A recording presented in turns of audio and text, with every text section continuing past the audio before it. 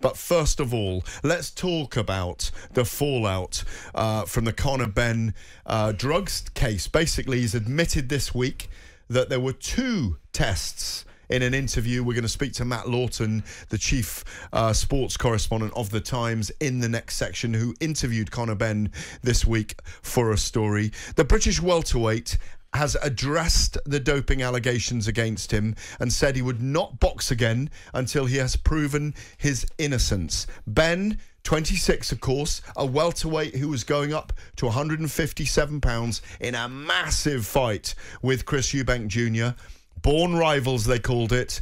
30 years on from the 2 incredible, vicious, nasty rivalry fights between their fathers in 1990 and 93 that everybody remembers, who was born, of course. He's blaming contamination in both of the positive tests.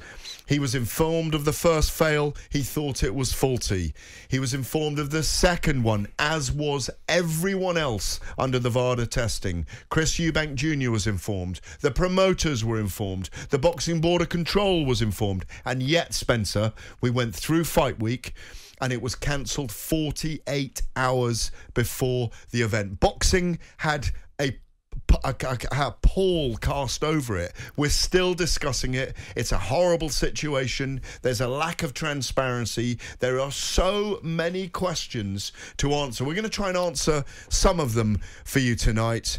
For you, first of all, and the banned substance was clomiphene, a women's fertility drug, which was found in his system. Have you ever... You and I have been in boxing a long time. I've been around it for 30-odd years. I've never known a case like this. No, never in my days have I known a case like this. You know, we've known people to fail drugs tests before, test positive before, and we've seen some shenanigans around that. But this one, you know, just takes it to a whole new level. It really does. I mean, it's a mess, Gareth. It's a total mess. It's left a real dark grey cloud over boxing, and we're still no closer to getting this sorted out. You know, he's tested, and this week we find out he's failed another test for the same thing in July before this one. So, I mean, I don't know how he's going to prove his innocence. I really don't know how he's going to prove his innocence. And we also found out on Friday, Wednesday, through the Boxing Board of Control, that he's relinquished his licence, even though the misconduct charge has been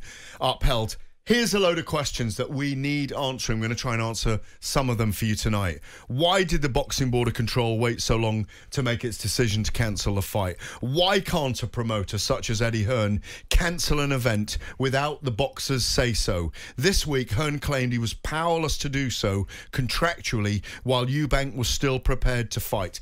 Hello, where is the moral compass here?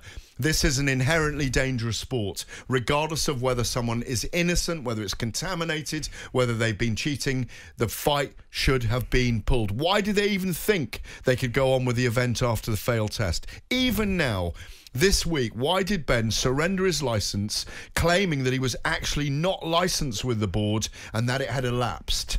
Who are the doctors and sports scientists who gave advice to Eubank, which persuaded him that he should still fight? We need, Spencer, to hear from laboratory scientists, specialists in the art of detection, and those with deep and detailed knowledge of how and why substances show up. And a cross-section of them. Benn could have been very unlucky. There has been talk of clomiphene being in chickens' eggs this week. Sports scientist, please. Call us if you're out there, Mr. Sports Scientist. There is a narrative here emerging, in my view, that adverse findings can just be refuted. Did the Dillian White case, where he was exonerated on the day of the fight with Oscar Rivas a couple of years ago, set a precedent? Was Hearn pushing the board with Benn based on that case? Now, with Benn's licence being surrendered, while the board investigate a misconduct charge, will Benn box elsewhere with another commission in another territory? He says he won't. He says he's going to clear his name. It's all up in the air. He's neither banned nor suspended. And this is the murky mess that we find ourselves in. Absolutely. Listen, he's neither banned or suspended purely because he decided to voluntarily give up his licence. Smart move from Conor Benn, because he would have got banned, because where we go now is it's going to go into the courts, and the defence is now, not that Conor Conor Benn's got to prove his innocence, but they've got to prove that he's guilty, and it changes things massively. So, but what does that tell you when he doesn't want to go and sit in front of the board? He's not willing to, try and defend himself, fight his case. He wants to take it legal. He's blaming the boxing board. Everyone seems to be blaming everyone, but the facts are the facts. He's failed 2 tests for the same performance-enhancing drug that increases testosterone. Whether it's a mistake or not, whether it's contaminated or not, it's still there. It's a fact. It's a fact, Gareth, and this is the thing that's frustrating me. Look, I've talked about this, and I don't know how many interviews that,